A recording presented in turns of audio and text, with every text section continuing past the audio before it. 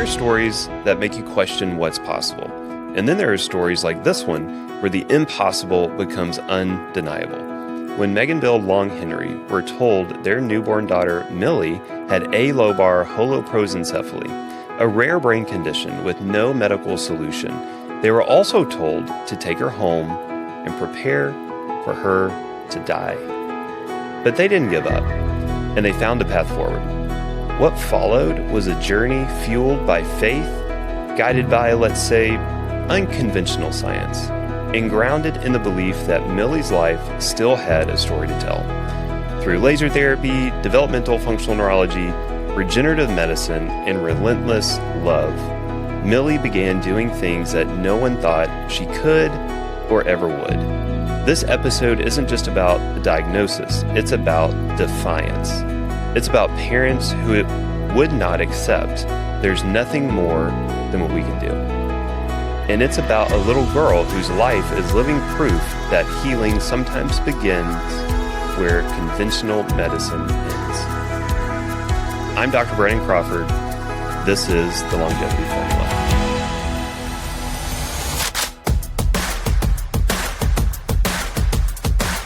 Welcome to the Longevity Formula with Dr. Brandon Crawford. Let's explore the new era of wellness. Well, guys, thanks for joining me. I'm really excited to talk to you today. I want today to be a really profound dialogue. I think there's a lot of people that need to hear your story, that need to hear Millie's story. So I guess my first statement is don't hold back. We can edit anything out. Feel free to be as blunt or whatever, say whatever comes to mind, and let's, really get to the heart of Millie's story, your story, and, really share this with the world because it needs to be shared. Fair enough? Yeah. Awesome. Before we really dive in, how's Millie doing today? Like, really, how is she doing? Amazing. I think that we were told she would have a very short life, and that's not even something we question anymore. Like, we know she's going to live a long, full life, and we're just excited to be a part of, each step of the journey. And I think with Millie, one thing that's really cool is that we really have to stop and take everything for what it is, and we get to count every single blessings that we would maybe overlooked in Theo and nieces and nephews, because it wasn't something that we ever had to focus on. But we get to focus on every smile, every head control, every movement that she can do. Anytime she can move her arm and all that, we get to really count those blessings. Yeah. I think it's easy to take those things for granted, even Definitely. Myself with my own kids, right? Even though I get to work with kiddos like Millie and kiddos that have struggles, of course that gives me a different perspective. And so, but still, I take things like that for granted too. Yeah. Well, what is she into these days? Like, what makes her laugh? What makes her smile and interact? And what's she into? She loves to dance. Loves to dance. One of her absolute favorite things is when we sing and dance and jump around, and her brother just pops around the corner and kind of scares her a little bit. She loves that. It's so weird lately, like just since we've been here, it seems like her most favorite thing in the whole world is when her brother gets in the car next to her. Like, the strangest thing, but she just screams and jumps and screams with joy. Giggles and not just a little giggle, but a big the most joyful little sister giggle just for her brother to get in the car next to her. It's the weirdest thing, but yeah, she loves that. You love your brother, don't you? And she loves to watch any TV, and they told us too that because of her brain that she most likely wouldn't be able to recognize images or see things, but she's very picky with the TV shows that she watches, and if we put on the wrong TV show, she yells at us until we ask her, which one do you want? Do you want this one instead? And then she'll say, and then we change the show for her. So But I think it's funny because even like at church, when she has the option to watch the real live thing or the TV, she watches the TV. Yeah. We're like, Yeah. it's right there. But I would say her favorite thing of all is Psalm 23. I was going to say, come on. Yeah. Anytime Millie, I mean, we don't only use it when she's upset, but when she's upset, she will stop her like hysterical cry and just like burst out laughing. Mm-hmm. And I just think that's so fun to watch the Holy Spirit work in her. Yeah. Yeah, when she was... You want to recite some Psalm 23 for me? Yeah, when she was born, we knew there were some problems, but we didn't know the extent of the issues. Bless you. And once we found out, was that silly? Once we found out what was going on and that she was put on hospice and she only had a few weeks to live, Millie and I started learning Psalm 23 together. I had, heard it before, but I had never really learned it. And we started reading it every night together, and we'd go on walks and I'd read it and we would listen to it together. And eventually it just kind of became something that we learned together. And when I say it now, she usually tries to say it back with me. And it's just something that brings us both so much comfort and joy. Millie, can you help me say Psalm 23? The Lord is my shepherd. I shall not want. He makes me lie down in green pastures. He leads me beside still waters. He restores my soul. He leads me in paths of righteousness for his name's sake. Even though I walk through the valley of the shadow of death, I will fear no evil, for you are with me. Your rod and your staff, they comfort me. You prepare a table before me in the presence of my enemies. You anoint my head with oil. My cup overflows. Surely goodness and mercy shall follow me all the days of my life, and I will dwell in the house of the Lord forever. Amen. Well, I think we can stop recording now. That kind of summed it up. Yeah. The interesting thing is that is the least animated I've ever seen you when you've recited that. Yeah, he's usually dancing and fully acting it out. Yeah. So you kind of alluded to, a little bit about what was said initially, after Millie was born. So for those listening that have not heard of this thing called Alobar Holoprosencephaly, you want to kind of explain to me or to the audience what the doctors told you about it initially? Could we let Theo tell? We could. Because I think he'd think that was fun to say. Theo, do you want to tell us about Millie's brain? Okay. Speak into this little dude. So, Millie was born with a rare brain malformation where part of her brain did not develop, and the part that did not develop correctly. She was given 4 to 6 months to live. And she is now over 2 years old. And she's not supposed to laugh, talk, smile, see, live, speak, anything. She's not supposed to do anything. And she's now doing pretty much everything. If she could catch her balance, she'll be walking and crawling already. And I would say that we just proven the doctors wrong. We've done everything that the doctor said she couldn't do, pretty much. She crawls on one of the scooters. She even picks the show she wants to watch, like like my parents were just talking about. And Millie's just a miracle. There's nothing that could prove Jesus as the Lord more than Millie. She's just a miracle.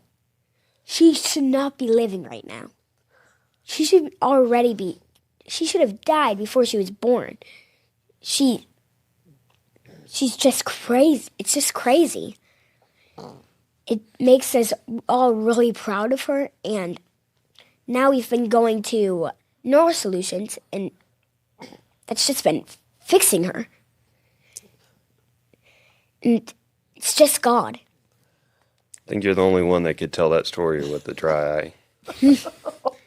So when your sister was born and the doctor said all that stuff, what'd you think about that? Well, it made me really upset when my parents told me about that, because they told me that my sister was going to die in a few months, and she was already 2 months older when we found that she was given 4 to 6 months to live. So we thought that she had 2 or 4 more months before she had to die. And then when they said that we had to do surgery, we did not accept it. And then this happened. It's really hard to explain, but it's just crazy. Did you really, like when they said that, did you know she was not going to die? No, I thought she was. You thought she was? They made it really clear that was going to happen. And now she's just... I'm probably saying this so much times, but she's just a miracle. Yeah. It's crazy. Why do you think God is allowing her to grow and develop the way that she is? Probably because since there's a lot of people that don't believe in Jesus. And so he's just using her to make people believe, because everybody thought that was impossible for her to live. Every single doctor. And now, Jesus proved them wrong. She's probably over 2 years, and they said that she was going to be. And my sister's just makes more people believe in Jesus. So I think that's why Jesus let her live, so that could happen. That's powerful. Mm-hmm. What's your favorite thing about your sister now? Well, everything, but I would say that probably my favorite thing is that she's able to have conversations and listen and talk to us and read some books when we're together. Yeah. So, like, speaking. Does she ever get on your nerves like a little sister should? Well, kind of. How many diapers do you change a day? 0. Oh, okay. I would say my dad sometimes does 2 to 3. Okay. 2 to 3. What? Tell him about when you read the book to her. And one of the books that I read to her is Never Touch a Dragon. That's just her favorite book. But then in the book, it's like, touch the dragon. It's so confusing. I don't get it. It says never touch a dragon except for in this book. Except for in this book. Okay, got it. In the back. What does she do when you read the book? Reads it with me. That's awesome. How long has she been doing that? A few months. Wow. Is that her favorite book? Yes, 100% her favorite. Nice. That's awesome. Yeah. Is that your favorite one? Is there anything else you want to tell me about your sister? It's kind of funny that sometimes when you go sometimes she will react to some things. Like when I scare her, she jumps and then laughs about it. I think that's a little crazy. And another thing I really like about her is that she makes us happy. She makes me really happy when I'm sad. When I'm sad, she cheers my day up. She's like my best friend I've ever had. Yeah. Mm-hmm. Where'd all this deep knowledge you have come from? You're like a old wise man over here. You've got a deeper understanding of all of this than anyone else I've ever spoken to. Oh.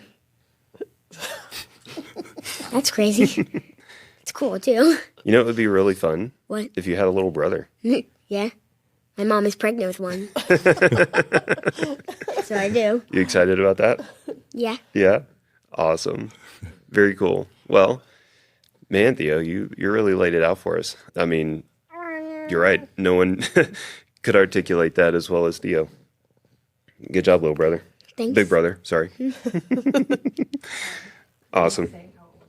Oh, how old are you, Theo? 9. 9.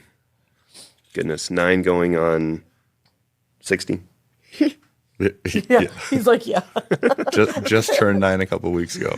Oh my goodness. Okay, so you really laid out the whole concept of Alobar Holoprosencephaly, right? So this is a condition where the brain does not fully develop. It's defined where the two hemispheres do not grow together, And I mean, you really were very accurate. They tell you that the person is not going to be able to see, they're not going to be able to talk, they're not going to be able to have voluntary movement or really interact with people in a meaningful way. And clearly, Millie is, which is amazing. And, part of it, when I talk to colleagues, right, and they ask me about Millie, or, we start talking about Millie's case, you know what they always say? Every single one of them, at the end of our conversation, they say, they must have got the wrong diagnosis. I'm like, did you see the images? I'm like, it's not the wrong diagnosis. It's just, this is what can happen. Number one, when Jesus moves through you, when the Holy Spirit moves through you, right? And allows for your life to flourish in a way that we don't humanly understand, right? Because she can do things that she should not be able to do because she's missing those parts of the brain. But yet she's able to do it. So it's a great testament, yes, to the power of faith, to the power of God, Jesus, the Holy Spirit. It's also a testament to the concepts of neuroplasticity, which is telling us that the brain can mold and change. And there's a rich history, well, I won't get too academic, but Baki Rita was one of the first, to really use neuroplasticity clinically when he rehabbed first his dad that had a stroke, and then he rehabbed a cerebellar stroke using different pathways, basically retrained pathways in the brain to do things that the injured pathways, no longer could do. So, but Millie's story is just to a whole nother level. So quite amazing.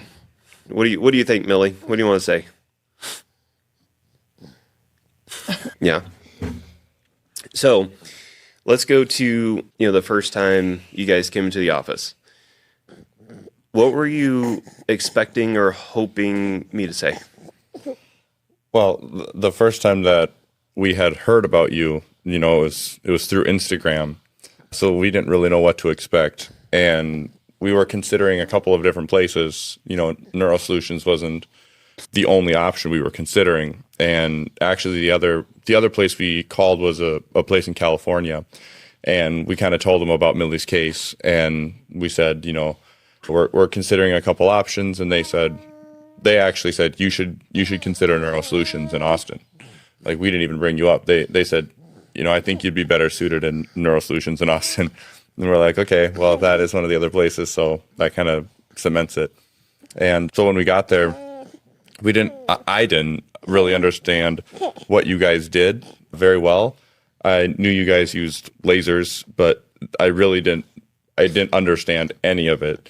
And, that's why I say continuously that the stuff you guys do isn't, and I don't mean to undermine it in any way, but the stuff you guys do is not complicated, or like somebody walking in isn't going to look at it and think that it's some crazy, like, out of this world thing. Like, it's very simple stuff. You're just helping children move in the way that their bodies are designed and the way that their brains are supposed to recognize those signals to those parts of the body. And that sounds complicated, but I mean, it's really just a matter of helping someone roll over, or helping someone sit up, or helping somebody to reach for a flashing light. And it's just helping to train the brain to be able to do those things and recognize those signals. And there's so much like science behind all of it, but when you're watching it happen, it's really like, oh, of course, like, this makes perfect sense. And I think it's a lot of things that you wouldn't commonly expect to do or think to do.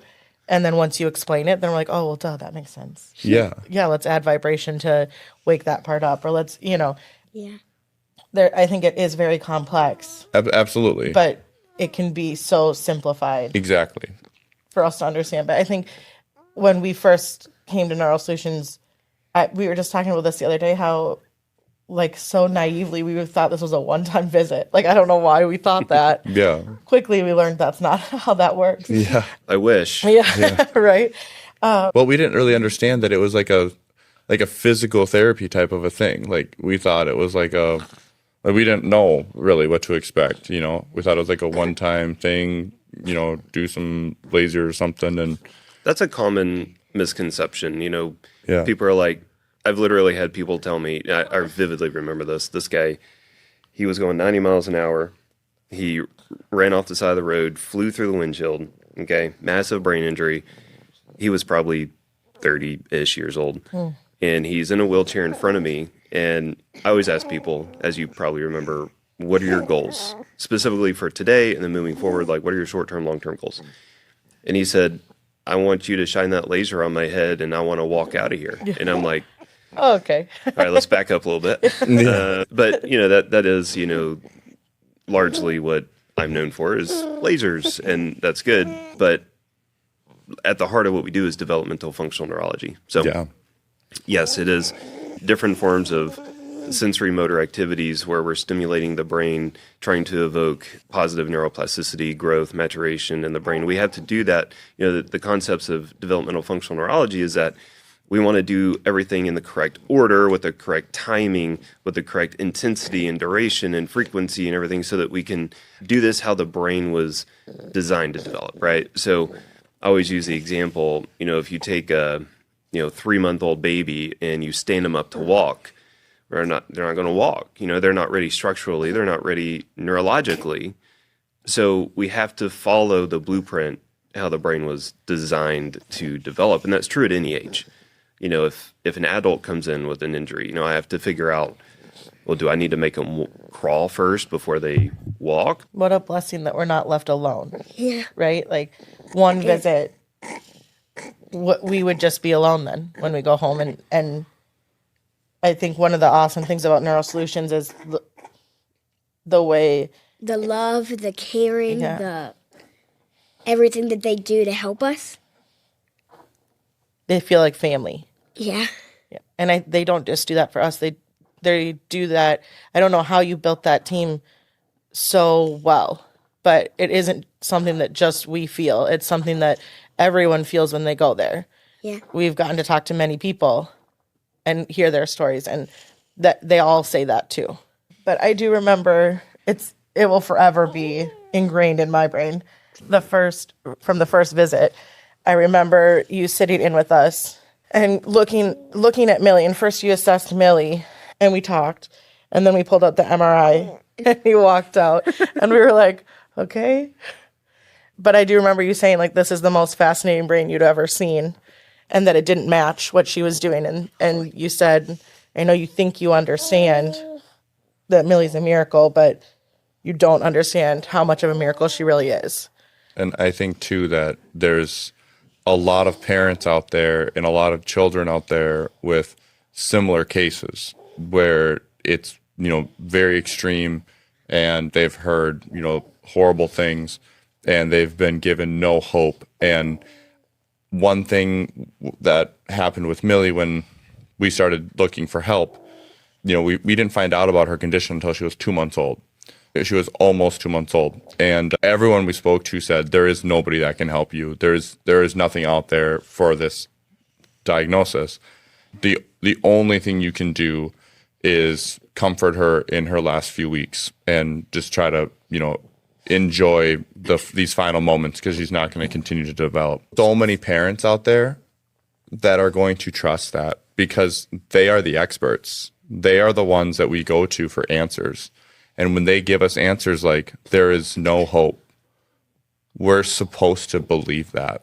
That's what we're supposed to believe, because they're supposed to be the ones that we can trust. Yeah. And it's what is hurtful to me is that after we got done going to NeuroSolutions the first time, and we came back again, we said, well, we just used these simple modalities and it's making a really big difference. Oftentimes they'll say, we know about those modalities, we're just not allowed to tell you about them. So they know about these things, and they know. Sign an oath or make an oath saying do no harm. How is that not harmful? They know about these things and they don't tell you about them.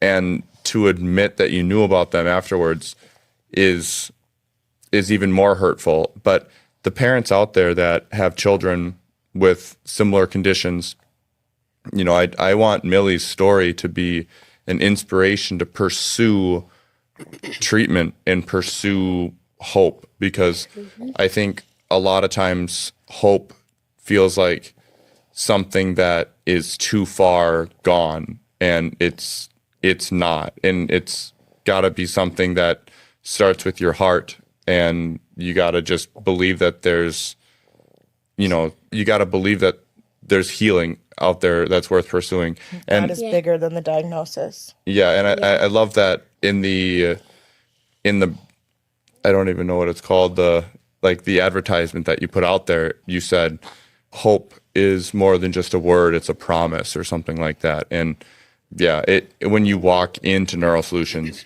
just the feeling that you get when you just walk in the building is already like Crazy. more than words can describe. You just walk in and you're like, I know this is going to change our life. And you just believe it. Like, you just feel it. And look what all that has done to my sister. Yep. And she's got a lot of room left to go. That's the great part. Yeah. So the great part, because I get to see a lot of patients, right, is I don't see plateaus in your sister. She just gets better and gets better and gets better and gets better. I mean, there's ups and downs. Of course, as with everyone, but she's still improving. We just met with a doctor recently, and they once again affirmed that Millie was going to go into organ failure and die. And like, But she is not. that just happened. And like, we have to cancel those things out, and we have to say, like, you know, we do not accept these words into our life. Like, words matter, and words have a consequence to saying them. And when you use positive words of affirmation, those words matter. And when you speak negative words, those words matter. And I think that one of the best things we did was we stopped accepting all of these words of, you know, she's only going to do this or she's not going to do this. And we said, we're going to pursue hope, and we're going to pursue treatment, and we're going to find someone who can help us. And that's when her life turned around. Like, even before we got to NeuroSolutions, like, we noticed a change, and NeuroSolutions just amplified that. When I think you taught us that, I think you taught us how to have those conversations with the doctors and to hear what they have to say, and then say thank you for your opinion and move on. I mean, I think we go through a 6-month cycle where we go to the doctor, we panic, then we panic, call you, freak out, then we finally get back to NeuroSolutions, like, it all calms down, and then we do it again. And we just finally said, like, we have to change that. Like, we're not going to stay in that loop. Everything that my dad just said is literally proof that don't always trust the doctors. Always believe and trust in the Lord, in the Christ, the Savior of and Father of all of us. He made all the animals. He even chose to give us the brain injury, or the stuff that, or when you get hurt or cut. He chooses that to happen. Well, I don't think that God ever intends for us to have harm done to us. It's a consequence of sin. Yeah. And because of sin, our bodies are no longer perfect, but we were designed perfectly. Yeah. And then immediately after we fell into sin, our bodies started a process where they were no longer perfect. And I think that over time continues to get worse and worse and worse. They say that there's a concept called evolution, where things continue to evolve and get better and better. But I would say that Christians believe in the opposite. We believe in de-evolution, that since the beginning we were perfect, and since then things have only gotten worse. And our bodies are consistent of DNA, and that is a cellular structure that our bodies contain. And as we progress, our bodies are going to get further and further away from that state of perfection. And the really cool thing is that we're starting to understand what our bodies need and what our bodies were developed to use for energy and for growth. And one of the biggest things that our bodies need that we've been really lacking on is just a concept of light. And that's where a lot of these lasers come in. And that's why they're so impactful in Millie's life, is because we know that light has a really big impact on the cells of your body, and it's helping to heal the DNA in her body, which was broken because of sin. Not because God chose that, but because we chose not to obey him. I know a guy that just lectured on that recently. De-evolution? No, light. Light. Oh, light. This is not a good thing that Millie has a brain injury, but God can make good things come from it. God can use this for his good. Even though God does not intend for Millie to have this, and God does not want Millie to have to go through any of this, but God can still use it for his good. He blesses her and us through it. I love the story of Gideon because I think the story of Gideon is a really cool example for us on how we're supposed to live our lives. Because with the story of Gideon, he was just this regular guy, and he was hiding in a cave threshing wheat. He was hiding. Yeah, and then God came out and called him a mighty warrior. Yeah, well, you're stealing my thunder. So he's just this guy hiding in a cave, and God comes to him and he says, Gideon, hold on, you're not gonna believe this. He says to Gideon, "You're a mighty warrior." That's what I said. And Gideon said, "No, you've got the wrong guy." God says, "No, you are who I've called for this purpose. You are a mighty warrior." And Gideon says, "Okay, well, what would you have me do?" And God says, "I need you to build an army to go and battle the Midianites." And he puts together this huge army. There's so many people that come because it sounds like, a good idea. Like, let's do this. But then the first thing Gideon says is, first thing God tells Gideon to say is, those who are fearful, tell them to leave. Because we can't have disbelief in our army. We can't have disbelief on our team. So Gideon says, if you're fearful, you can leave. And over 20,000 people, two-thirds of the people left. And that is a lot of the healthcare system. They are fearful and they are doubtful, and they don't believe that healing can happen. They don't believe that we can beat this. They do not believe it. And so much so that they actually affirm that it is impossible. And then you're left with 1/3 of the people. And then of that 1/3, they said, okay, now we need people that believe, and they're also prepared. And they're also paying attention, and they're doing the right things. So then they eliminated even more people, and they went from 10,000 to 300. And the 300 people that are left are not fearful. They're prepared. They're paying attention. They're trained. They're ready for action, and they're doing all the right things. And I think that is the team that we found at NeuroSolutions, is a team that is not fearful. They believe, they trust, they're trained, they're prepared, and they are speaking healing. They are doing the work that they are supposed to do, that they know works. And we found Gideon's army in NeuroSolutions. Well, that is what I believe. And I appreciate that. And, there's several things to break down here. I love the conversations here because this is a really good thing for people to see, where you have a 9-year-old, right, who's been very heavily influenced by everything that's transpired. Mm-hmm. And there's clearly been some very deep conversations that have gone on. And that's key for his understanding, for his development, for his emotional wellness, for all of those things. And because I see the majority where that doesn't happen. And this is the part of the story that always gets left out. Because everyone's here, mm-hmm. right?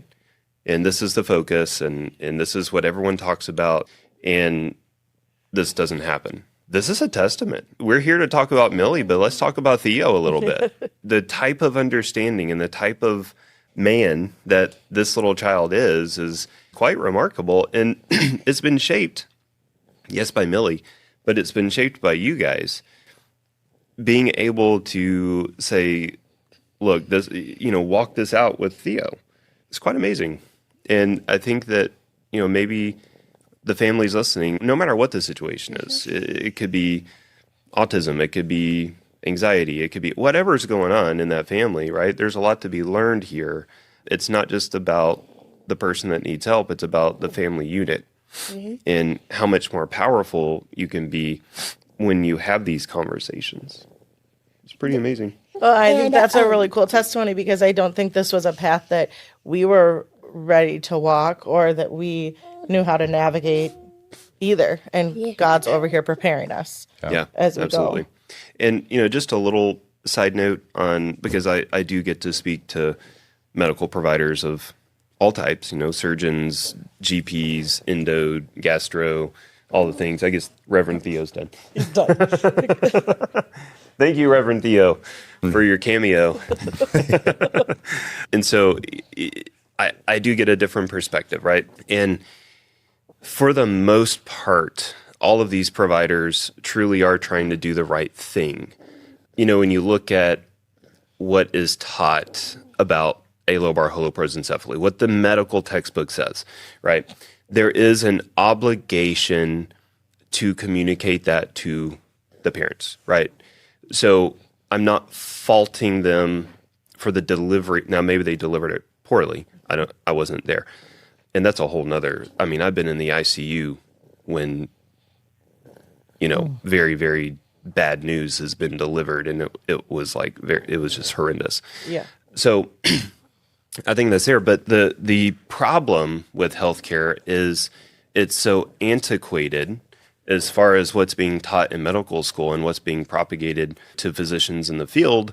All that they get is they get pharmaceutical reps. They get some exposure to new surgical procedures in conferences and whatnot. You have to be in the research yourself, but then you also have to be thinking outside the box, because not everything can be a peer-reviewed, double-blind, placebo-controlled study. You know what I mean? And so that ability to think for yourself, think critically, is what's lacking. And I think that is a huge component of what is separating the 20,000 from the 300, is the ability to think critically, but then also to have hope and to have a faith, because I do think that a large part of our medical system is lacking that faith component. Because if you really, you sit down at the end of the day, right? And I've done this time and time again, almost on a weekly basis, right? And really think what am I doing? What am I doing? Where is this healing coming from? The healing is not coming from the laser. It's not coming from, all these things that we're doing. I have to understand where healing truly is coming from. And this is a true statement. This is very transparent Brandon Crawford right here. Because if I think I'm the reason Millie's getting healed, I can't carry that. I would fall over with anxiety. There has to be something greater than me doing the healing. And I am solely a vessel.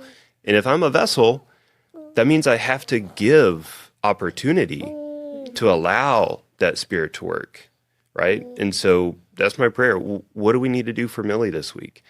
I can do an exam. I'm really good at that. But I know there's going to be some things that I don't see, and I'm going to have to allow for that to, have room to take place when we're working with her. So I do think that, that's a big missing piece of healthcare these days. Yeah, I was talking with another parent of a child with something going on, and he was saying that one of the first things Jesus does when we read about him in the Gospels is he says, do you believe, and do you have faith, and do you trust this? And the first thing Jesus does is he makes sure that our head is right, and he makes sure that we believe strongly and completely in him, and we believe that healing is possible. And not only is healing possible, but healing is a promise.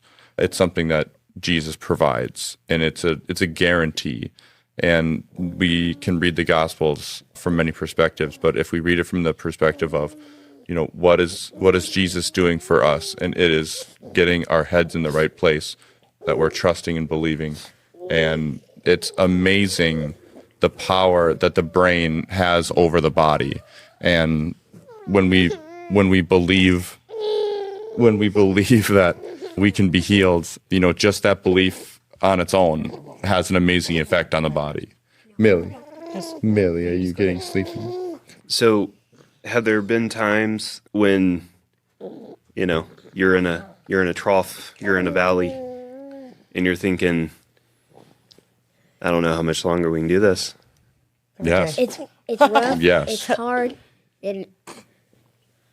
But Every day. God just lightens our load. That's true. He helps us. He makes it a lot easier. It was a lot harder at first. When we first found out about Millie, I remember, like, it was a very traumatic moment for me. And I will never forget, I was sitting in front of a window facing outward so no one could see my face, because I'm supposed to be the father that provides comfort and, affirmation to the family. And I'm supposed to be the strong one that comforts everyone. And I was just completely broken and just devastated. And I was sitting in front of an open window, and my phone rang, and it was my pastor from Texas. And he was like, "Hey, what's going on?" And I think Meg reached out to him or something, and like said that someone needed to talk to me. And so he reached out, and like in that moment, and said, "What's going on?" And we were talking, and I just lost it on the phone. And I said, I don't understand. I'm so confused. Like, why is this happening? How is this happening? And he said it to me then, and then he called me, and we spoke about it later as well, like deeper. But he just said to me, "Bill, do you know Romans 8:28?" And I did at the time, but not as well. And I didn't trust it as much as I do now. But I said, yeah. And he said, well, let's say it together. And we said, for we know that in all things, God works for the good of those who love us, for those who are called according to his purpose.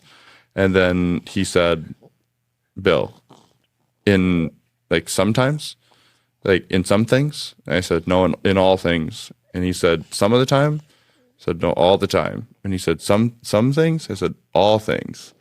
And he said, God's going to use this for her good.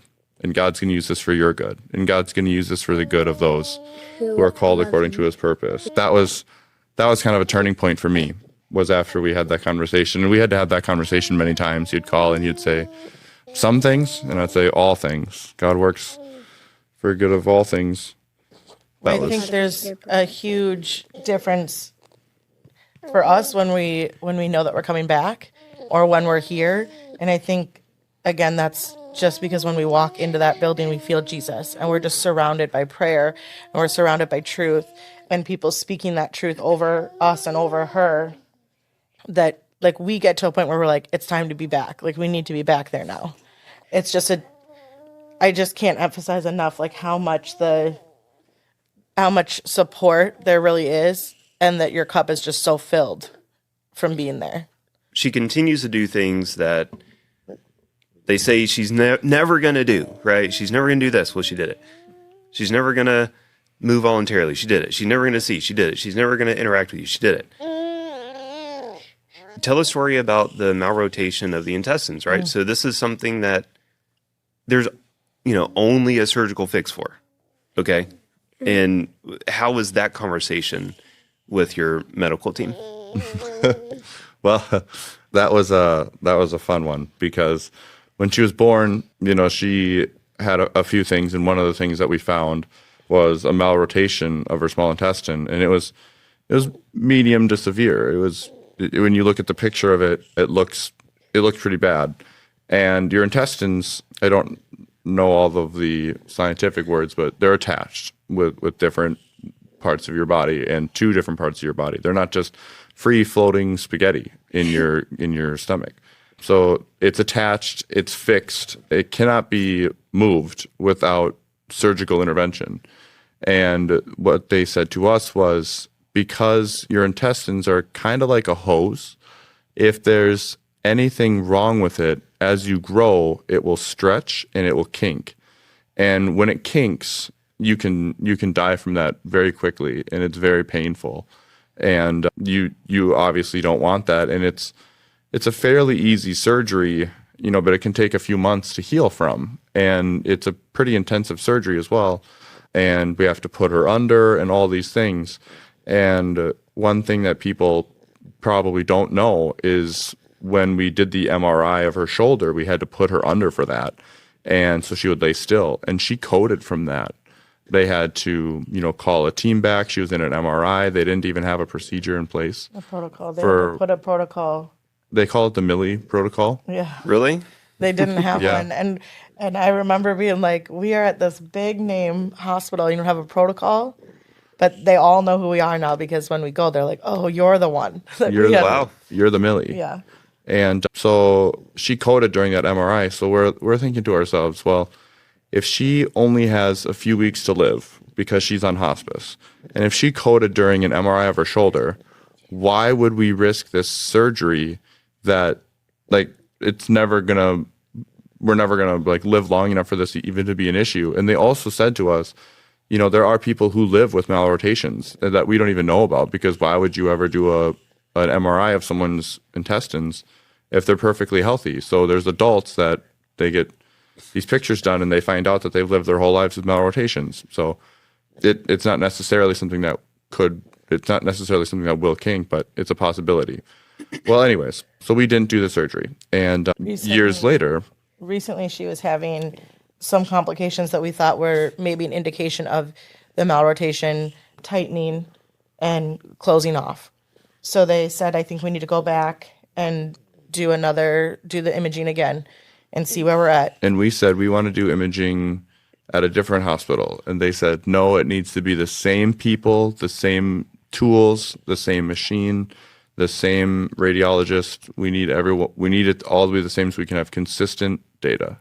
And I'm just a mess at this point because I'm like, it was emergent back then. They say it's impossible for it to change. So if anything, it changed for the worse. But even if it didn't change, there's no way they're not going to say this is still emergent. So I'm packing hospital bags. I'm a mess. I'm crying. I can't handle it. There's a lot of trauma from the conversations alone that we've had to go through. Yeah. And just even the thought of going back to that hospital that we switched from because of all the trauma that happened there, that alone was very traumatic. But that night, Bill put us all to bed. And then he went and he prayed about it. And is it okay if I tell this part? Yeah.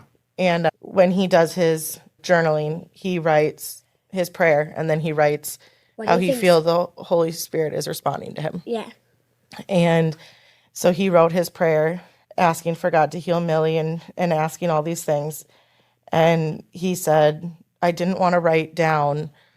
I felt like God was telling me, I will, and this is done. I've already taken care of this. No, what happened was, normally so my goal is to grow in a deeper personal relationship with God and to try to recognize when he's speaking with me. So when I write the perspective from the Holy Spirit, I'm always conscious that, there's a human element to it, and there's room for error. And, I'm trying to understand, God's perspective better, but I'm always careful of that. So when I wrote this really big prayer asking God to heal this, I didn't want there to be any room for error. I didn't want to misspeak. I didn't want to speak on behalf of the Holy Spirit and be wrong. I wanted to leave that blank.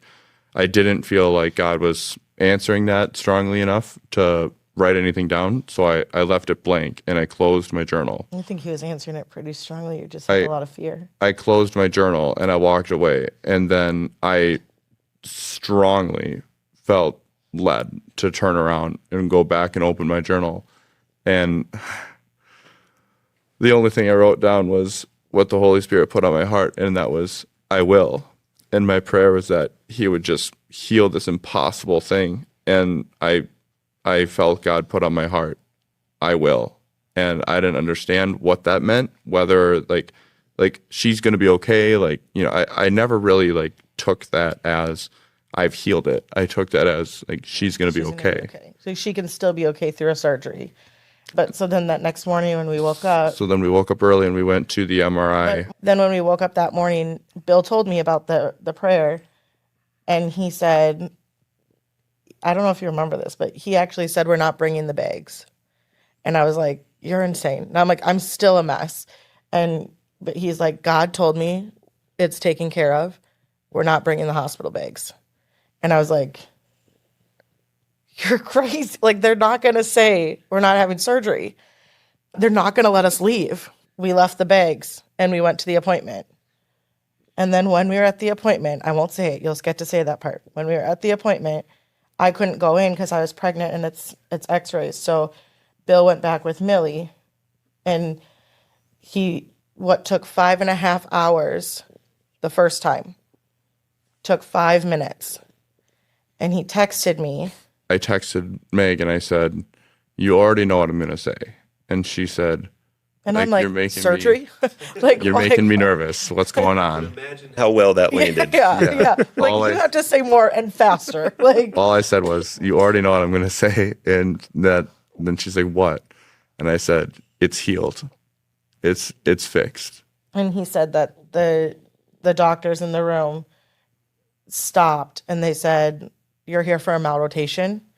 And Bill was like, yeah. And then they said, we've never seen this before. And they said, I need you to help. Like, I need to pull up the original imaging because something's wrong. And then they said, never in medical history has this ever been documented. This has never happened. This is impossible. They said, this is impossible for something like this to happen. And the people taking the images were just like, you could see that they were like filled with like encouragement and hope, and like you could see like they were happy, and like I think they knew they saw a miracle. Yeah, you could tell that there was just a light in their eyes when they looked at Millie and when they looked at the pictures. Yeah, it was such a cool moment. I'd say so. Yeah. I don't think the cool moment lands it very well. No. Yeah.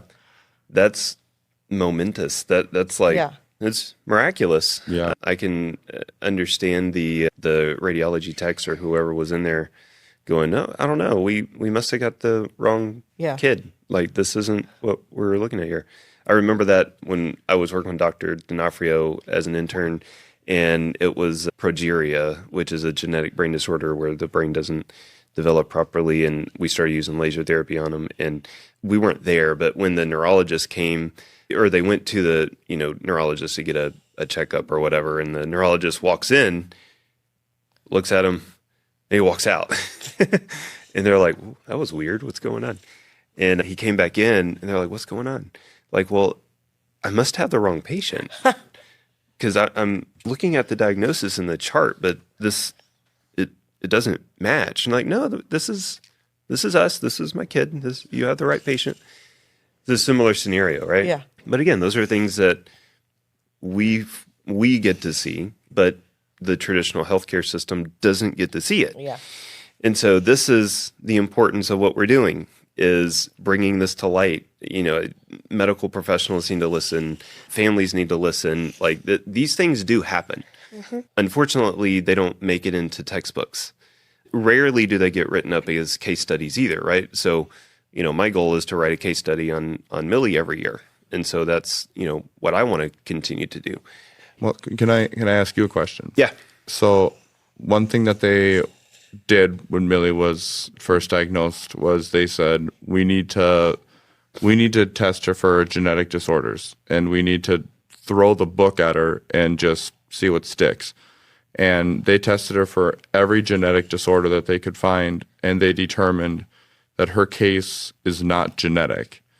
But from my understanding and my research, everything is genetic. So what they're really saying is they were testing for commonly like grouped together like genetic disorders, and they weren't able to find like a well-documented genetic match to her condition. But her condition is still, every condition is genetic. They just haven't been able to group it with another matching case in a sense. Right. We only have a limited amount of knowledge on genetics. And of course, there is a human genome project that tried to map out so much, and they did a lot, but they also didn't do a lot. A good example that I can talk about is spinal cerebellar atrophy, SCA. So almost every year there's a new form of SCA that is found, right? And so I remember working with one patient where it looked like, smelled like, everything, everything was like SCA, right? Spinal cerebellar atrophy. But then when they ran the panels, they're like, well, no known form of spinal cerebellar atrophy exists. Like, this isn't the diagnosis. And I was like, well, maybe it's just not found yet. Maybe they just haven't uncovered that genetic marker or whatever it is. And sure enough, a couple years go by. Now they did, right? And so it's like, oh yeah, this is spinal cerebellar atrophy. It was a new variant that, we now discovered, and, that kind of thing. So that's true for almost everything, right? There's so much about our genetic code that we don't understand, but there's also a lot about the mitochondrial DNA that we don't understand. There's a lot that we do understand. The mitochondrial DNA acts as like air traffic control, and the airplane is the genetic code, right? And so while there's a lot of research going on the genetic code, there's not a lot of research going on in regards to the mitochondrial DNA.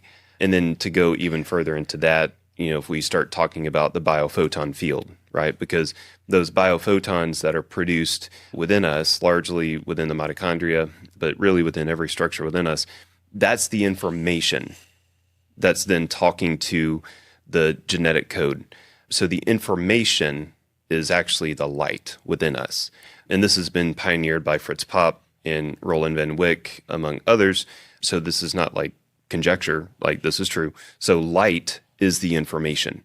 So that biophoton field for Millie had to have been abnormal or altered in some regard. And then that set in motion a series of events that then influenced the epigenome and then the genome. And then that gave way to the phenotype that she has, where, she was lacking some brain structure, et cetera, right? So when people talk about genetics, it's like, yes, but we have to understand there's a lot governing those genetics. The good part about that is that we can influence that. We can influence the biophoton field. We can influence the mitochondrial DNA. Our mitochondria turn over every 10 days, right? So we can have an influence on that. And again, that's air traffic control. So then we do have a lever to pull even for genetic disorders, which is really exciting. And obviously there's still a lot that needs to be understood about that and researched about that. But here's a great example of that. For parents out there, right, that are struggling, maybe it's a similar condition, maybe it's something less severe, maybe it's anything, right? What do you want their takeaway to be from this? What is the overall message? What do you want to drive home for these people? I have something that I would like to share. I would say that if I was the only one taking care of Millie and making her decisions, I don't think that we would be here today. I don't know if Millie would still be alive. I'm very thankful for my wife because I am a realist, and I think that I am like probably 95% of parents out there who say, we can't make this happen. This is, either it's too expensive or it's too far away, or it's been too long, or we have waited too long, or it's too early, or like every excuse in the book, right? I mean, you name it, I've said it. And Meg said, we're going to make this happen. And I know it seems like there's an impossible mountain to climb to get there, or to afford this, or to do this, but we're gonna climb that mountain. And I would say that we've moved it, and it's not even an obstacle anymore. And that's only because of her and her faith and her trust in the Lord, because she said we're going to do this, and I said that's impossible. And here we are on our fifth visit to NeuroSolutions, and I never thought we would have ever made it to one. So if you think it's impossible, or if you think it's too much or too far, listen, I've been there. I felt it, but you just gotta have hope. You gotta just do it. Just do it. And we're happy to try to help, and there's so many people that are happy to help make it happen. The first thing I always say is to pray big and pray boldly, And then you have to really listen when he tells you what to do, because he's not going to bring you to this and then just leave you. So I think God continues to guide our steps, and he continues to make more promises. And there's so much hope in that. And that you're not alone, and it feels really lonely and it's really scary, but it's very tough. But that he gives you the right people at the right time. We were just talking the other day about our 7 years of infertility between Theo and Millie, and how had he answered our prayer for Millie 7 years ago, you wouldn't have been ready for her. Nope. And how he was preparing you and your heart and your team and their hearts. So. Yeah. I was 7 years ago, I think. Yeah, I was going through probably the largest case of my career at that point in time, which was Ford Velasquez. And he taught me more than any textbook, than any neuro course, anything, right? I would say he taught me as much as Millie's taught me thus far, right? There's several, of course, I get to learn from every patient I work with, but you're right. Had Millie come onto the scene back then, I would have been ill-prepared. I would have been very ill-prepared, and I would have been scared out of my mind, probably. But because of, the work that I was able to do with Ford and everything that he taught me in other similar cases, you're right. I mean, when I saw, yes, so, first I was like, this isn't right. These pictures don't match this kid. But then when I was like, okay, no, this is what's going on. Well, that means there's something going on here that just is not fully explainable, but that's okay. I'm okay with that because I've seen this before. It was quite interesting. And now, I get to learn from Millie. I get to learn that structure does not always equal function. Yeah. That is top. I mean, if we learn anything from a medical perspective, we have to understand structure does not always equal function. Of course, there's very well mapped out, studies and everything showing that this part of the brain does that and this part of the brain does that and whatever. But we don't always get this type of information whenever structure doesn't equal function. Function is still there, but the structure isn't. Well, that means that that's occurring somewhere else. So is her visual processing happening in part of her temporal lobe, or is it happening more in the frontal lobe? Is it, what's going on? It's not all in the occipital lobe because that's a large part missing, right? So that's so interesting to me. But then also it truly, it's showing me, I mean, I can't go through everything that she's taught me. We'd be here for an hour. But the other part of the story is the true power of neuroplasticity, and the true power, not just neuroplasticity in the brain, but plasticity in the body, right? Because our brain, of course, has the ability to mold and change. But I mean, the story about the malrotation of the intestines, I mean, that's plasticity in motion, right? And just being able to witness and fully be immersed in a story like Millie's, where we literally get to see this concept that goes all the way back, in my opinion, goes all the way back to 1932.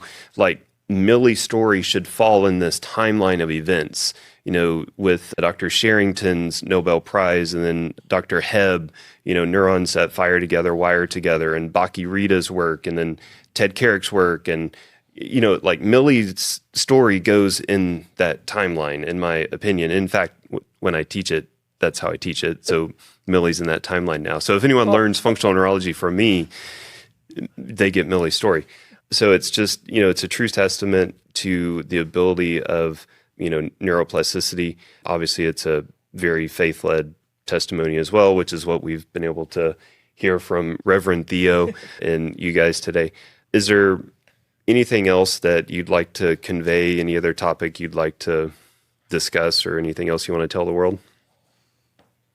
Well, I think there's something special about Millie that can't be explained. And I think there's a lot of children like that. It's not just Millie, but what I'm referring to is the energy that she puts off. And when Millie walks into a room, she just makes everyone in the room smile. She does. And she just makes everyone happy. And honestly, just her energy that she gives off is so positive and just, I mean, it's optimistic and it's energizing. She just has something unexplainable about her. And I think everyone knows, you know, at least somebody that they've walked into a room and they've felt the draining of energy, like, oh, like I don't feel good walking into this room. But Millie's the opposite. And again, I think that just comes down to, you know, you want to have people in your life that energize you and that give you hope. And when I was talking to my new friend I met recently, he was saying that those people that drain you, you need them out of the room. Yeah. Like you cannot have them as part of your story. Very true. And I think Millie is such a miracle in that sense that she has taught me a lot about people. She's taught me a lot about my faith. She's, you know, without Millie, I mean, there's just so many things. Like I thought that I was on one track with my life. And then when Millie was born, you know, I quickly realized, like, you know, I'm going some other direction, and it's fun. You know, people think this is really scary, but I mean, it's so fun. I love her story. Her diagnosis is not scary to me. It was, and I told you about the time I sat in the hospital facing a window, just losing it. But it's so fun now. You know, the hope that we have, the hope we've been given. We get to see miracles firsthand. I'm so excited to be part of her story. I'm so excited to be here, and I'm so excited to share her story until she can share it herself. A lot of people say to us, "I'm so sorry. I'm so sorry you have to go through this. I'm so sorry that this is what your life is, that this is what her life is." They say, "I'm so sorry." And I mean, for a while now, we've been able to stop them and say, like, we're not sorry about this. Like, God told us that she was going to have a big purpose, and we're honored to be a part of it. We're honored to learn what we get to learn and meet the people that we get to meet. And we're honored that her story gets to touch so many people's lives. Mm-hmm.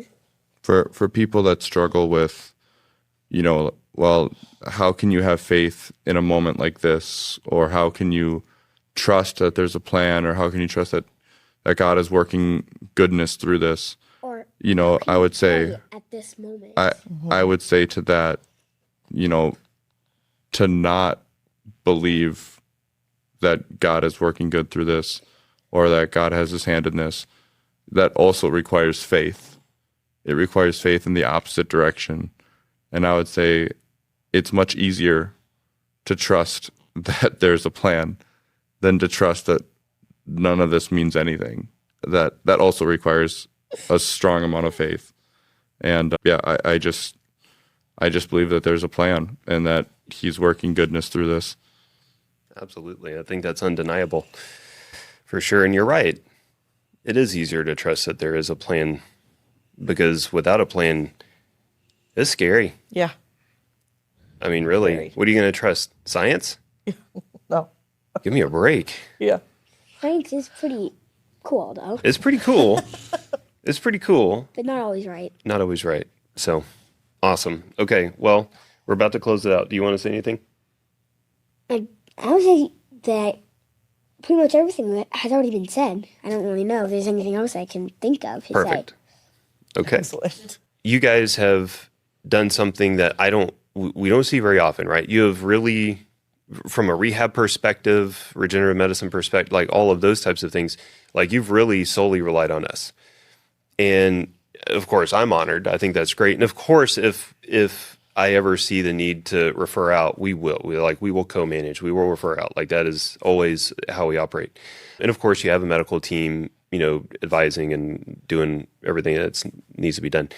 But the vast majority that come in, it's like they're seeing 100 different places. They're going to this PT, that OT, this rehab place, that, you know, and it's just like constant turntable of, different therapies and different things being thrown at them.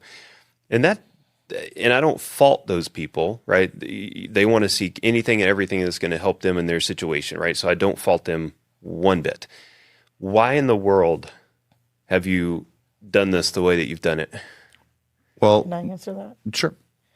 I think from the very beginning, we tried a lot of things and they didn't work. Like what?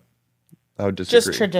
Just traditional. We sought guidance. Therapies. We sought guidance from the medical profession, and they didn't have any answers. So I wouldn't say we tried things. I'd say we sought out answers and we didn't find anything. And I think that it's always a temptation. I mean, we're constantly hearing things and new ideas and stuff like that. But I guess don't fix what ain't broke. We're seeing positive changes, and I don't think we could see that faster. Like I don't think that if I pushed her further, I think she would just break under that pressure in the sense that, like, I don't think she can do more. What? You want to say something? I think it's great that you say that, because it's, we have very different perspectives on how things have unfolded. You said we tried a lot of things. The only things we tried were asking desperately and pleadingly for answers. We tried for answers, and everyone said there is no hope. And you said we tried some therapies. The therapies were just for quality of life purposes. Yeah. They were not for healing. I think I make a lot of phone calls you maybe don't know about. Again, that didn't go anywhere. That never went anywhere. So when we found NeuroSolutions, that was the only answer. And again, we found some other places, but they recommended NeuroSolutions. The other places did, that we said, we're going to go to you. And they said, go to NeuroSolutions. And which I think is like so cool that other medical professions that can make money off of us said, we're not the best choice for your child. NeuroSolutions is the best thing for your child. So we went to NeuroSolutions, and they said to us, like, listen, there is a developmental process that the brain needs to go through, and it needs to start at the core, which is these pyramidal reflexes. And you have to develop these and integrate these. And we're going to do an intensive therapy because we need a lot of repetition to get these things to start to form in the brain. And then we're going to go home and we're going to do these home care treatments. And then we're going to come back and work on the next thing. I think the way that you guys structure things feels very traditional in the sense of how you would raise your typical child. And that timeline looks different for Millie, but that Millie's still going to hit each milestone. And I really like that for her. I really like that I get to still watch her grow, again, at a very different pace, but I still get to see all of that. I think it's detrimental in a sense. I think it's great that parents want to attack every avenue, but I think it can be detrimental for their child to try to work on a milestone that they're not ready for. Yeah. And I think that you guys do a very good job of testing and seeing, like, where is this child at and what is our next step? And you focus on that, and you don't try to go further than the child's ready for. And when you do so many different things, I think that, why is this so silly to you? When you try to do too many things at once, it can be detrimental to that repetition that the brain needs to integrate these reflexes or integrate these important things. Mm-hmm. So that we've considered going other places. And when we talk with them and when we look at what they're doing, we're like, we're not ready for that. And when we're ready for that, we know that NeuroSolutions is going to do that. Mm-hmm. It's not that you guys aren't able to do these other things. You guys do so many things, but you do it in the right order. I've asked you before. I've brought things to you and said, what do you think about this? And I maybe didn't word it in a way that was like, should I go to this other place? But I asked about a certain type of treatment that you would then say, here's why we aren't doing it that way here. And it makes sense. Here's why we're not there yet. But just to put this in there, someone from the office, I had asked them, I said, why aren't you called NeuroSolutions, plural? And they looked at me and they said, because there's one solution.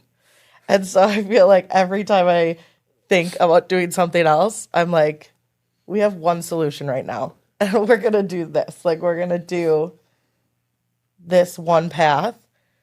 and we're not going to override what she can do. Well, I mean, you outlined everything pretty well. So when I got to see Millie this time, right, the exam process that we go through, it's the developmental func neuro exam. Her spindle responses have normalized greatly, which is a big deal, right? Because we need proper alpha motor neuron tone in order to properly move, in order to have voluntary movement, all these types of things. And in most cases, there's going to be a dominant beta motor neuron tone. And so that was, one of the first things. I'm like, man, their spindle responses are much better. Her primitive reflexes are still improving. Like they're still integrating. They're so much better now. And then started looking at her postural reactions, right? It's like, oh, her parachute's turning on. And, now we need to start working on propping and head righting and all these things, right? And so that's been a big focus this time is working on postural reactions, still working on hand supporting, hands pulling, those types of things. And that's a big misconception out there is that, oh, if you have primitive reflexes, just work the primitive reflexes. But that's not true. They volley off of the postural reactions in order to fully integrate. And so you have to understand this timing of when to do things. And that's what sometimes is challenging to me, is because someone will come in, we'll, get this data, we'll start care, we'll send them home with home care, and then they come back, let's say 6 months later or something like this. And I'm like, you're like where you were when you left. Like, what's going on? Have you been doing your home care? No. What have you been doing? Well, we went to this place, and then we went to that place, and then we did this thing, and then we did that thing. You need the repetition. And it's like, okay, I mean, I get it. I do. But this is how the brain develops. Yeah. Like, we cannot get around this. And I think something else that maybe parents in this world understand, but this is not common for parents to be in this world. So for all the parents that are not in this world, in order for your child to go to a medical system and speak with all of the departments that your child needs to speak with, for let me just to build a team. Let me just say this. When we were in the hospital, she had an issue with her shoulder, or so we thought. Likely she did have something going on with her shoulder, but that wasn't the only thing. But what the solution was to do surgery to remove muscles from this little baby. And this was like a year ago. They wanted to do surgery and take muscles out of her back and move them to the front of her body, and or vice versa, take them from the front and move them to the back. I don't remember the exact sequence. But we said, this seems like a neurodeficiency because of the brain. And they said, well, we can't speak about the brain. We can only speak about the muscles, and this is what we know will work with the muscles. And I said, well, what happens when we fix that part of the brain and now she needs those muscles that we just removed? Oh, well, that'll be paralyzed. Like that function will never come back again. Once we do this surgery, that's gone forever. But it will help this other thing. And then he said, well, could we consult with like a neurologist or something? And they said, no. And then like when we were talking about the gut, we said, well, we think that these other things are happening. And they said, well, we can't talk about that. We can only talk about the gut. Well, could you guys consult with these other teams and kind of talk about what you think is the best game plan for Millie's overall health? No, we can only talk about the gut. So for you guys to have several developmental specialists who have degrees and specialized training in the development of a child, working alongside, neurologists and functional neurologists and physical therapists and occupational therapists, working with a developmental specialist.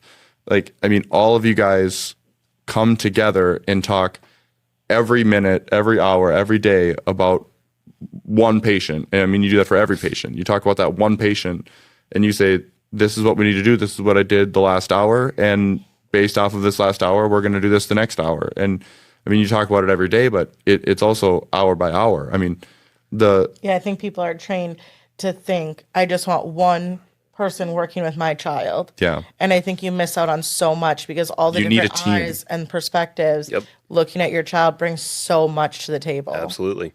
I don't have the eyes of Kristen. I don't have the eyes of Dr. Sarah. I don't have, you have to kind of hone it in sometimes and be like, I know a lot, but I also don't know a lot. Yeah. And I also don't think like, again, Kristen, who's, she's an occupational therapist, she sees things differently than I do. And it's humbling, sitting at the table in our conference room and, having someone say, I saw this and this is what I think. And I'm like, I didn't even see that. Yeah. Explain this. And you know what I mean?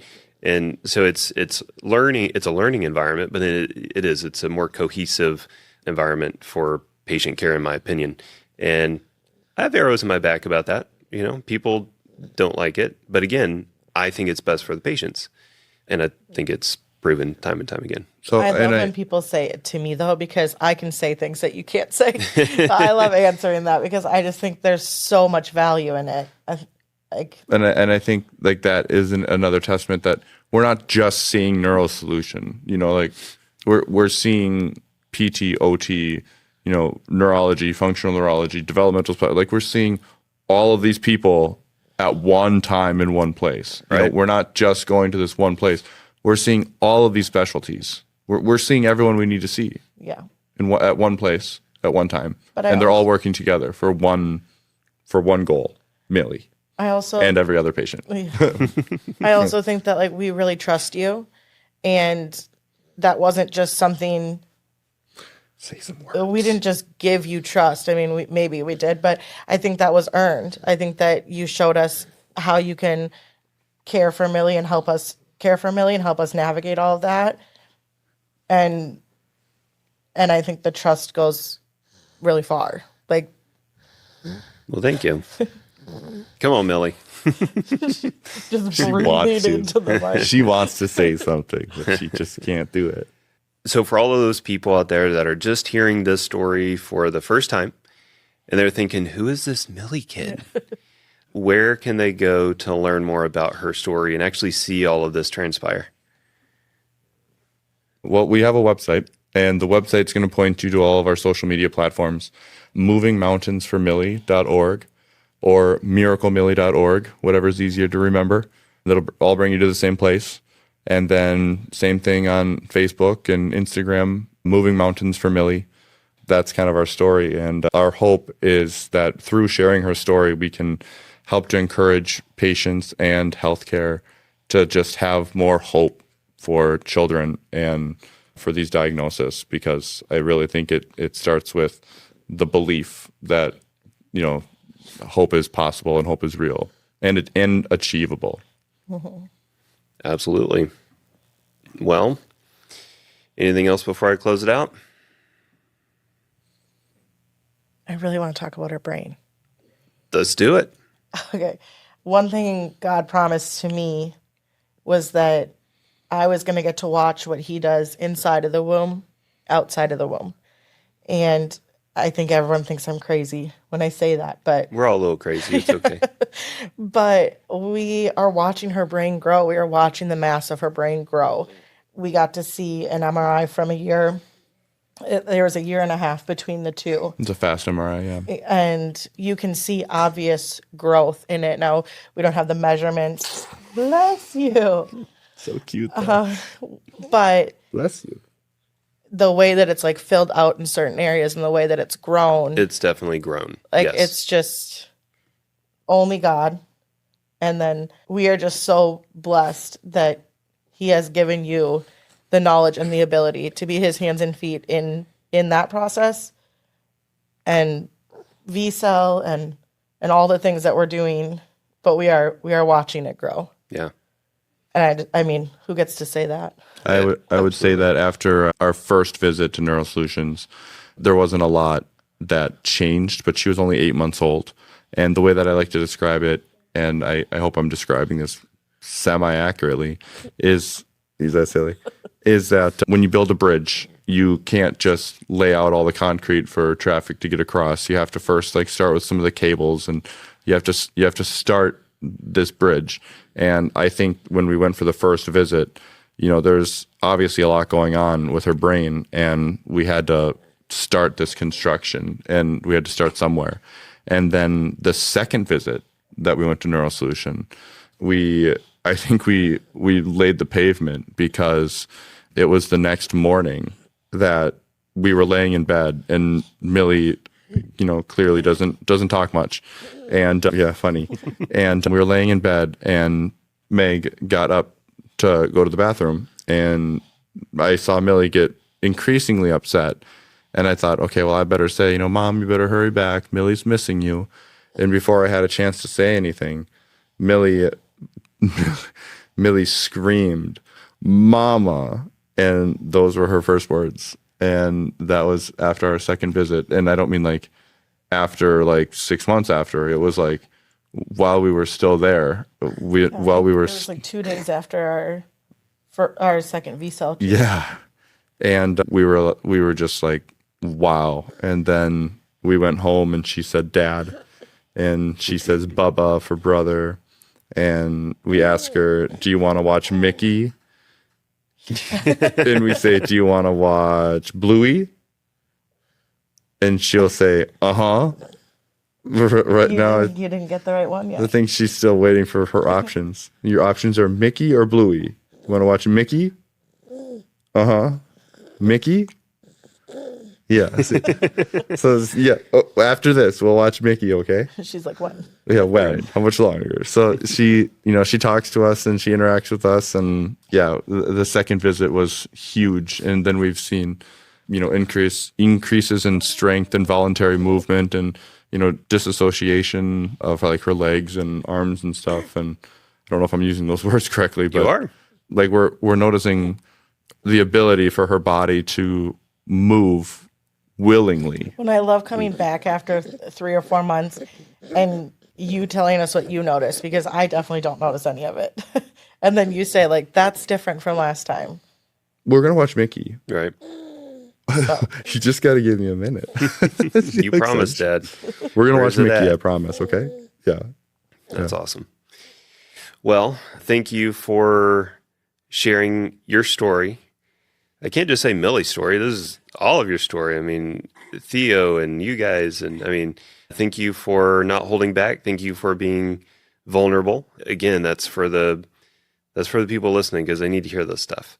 So I really appreciate that. And I truly hope that everyone listening follows you guys on social media. They go to the website. They really dig into the story because this is a very powerful story. So for everyone listening, if this information could be helpful to someone that you know, please send it to them.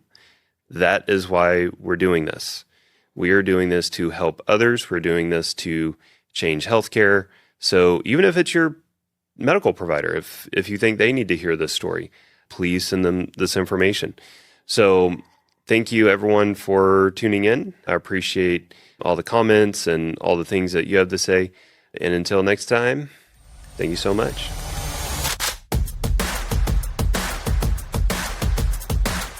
We hope today's episode has inspired you to take that next step toward your best self.